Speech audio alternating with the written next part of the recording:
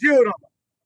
কিন্তু যে প্রেসিডেন্ট জিয়াউর রহমান স্বাধীনতা ঘোষণা করেন, তার এই মুরালের তার কোনো চিহ্ন নাই। এটা একটা মারাত্মক বৈষম্য।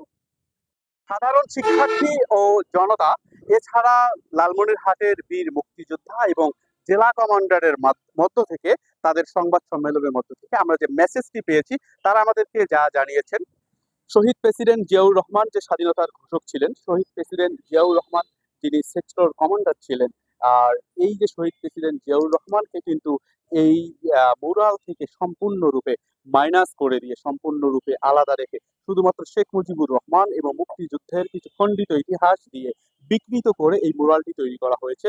যে মুরালটি জেলা প্রশাসন ঢেকে দেওয়ায় এইটি কিন্তু লালমনিরহাটের সহ সারা দেশে, সারা বিশ্বে বেশ আলোচিত, সমালোচিত হয়েছে। এবং এ নিয়ে কিন্তু আজকে বৈষম্যবিরোধী ছাত্র আন্দোলন এই স্মৃতিসৌধে এসে সংবাদ সম্মেলন করেছে, সাধারণ শিক্ষার্থী ও জনতা সংবাদ সম্মেলন করেছে এবং সাংবাদিকদের উদ্দেশ্যে বলেছে মুক্তিযোদ্ধার জেলা কমান্ডার। এবং তার কাছে আমরা যতটুকু জানতে পেরেছি যে এই যে এখানে মুরালটি রয়েছে, এই মুরালটি তৈরি করার সময় নিশ্চয়ই অনিয়ম, দুর্নীতি ছিল।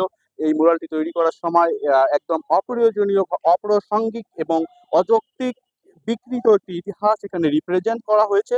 এবং তাদের দাবি হচ্ছে এখানে শুধুমাত্র শেখ মুজিবের ছবি কেন থাকবে, স্বৈরাচারের কোনো প্রতীক, স্বৈরাচারের কোনো সাইনিং এই আহ মুরালে থাকতে পারবে না। এবং শেষ মুহূর্ত পর্যন্ত বৈষ্ণবী ছাত্র আন্দোলন এবং লালমনিরহাট জেলার মুক্তিযোদ্ধারা কিন্তু 48 ঘন্টার একটা ওয়ার্নিং দিয়েছে। 48 ঘন্টার মধ্যে যদি জেলা প্রশাসক এই যে মুরালটি রয়েছে, এই মুরালটি ভেঙে না দেয়, ধ্বংস করে না দেয়, তাহলে তারা এরপরে আরো কঠোর কর্মসূচি ঘোষণা করবে। ধন্যবাদ সবাইকে।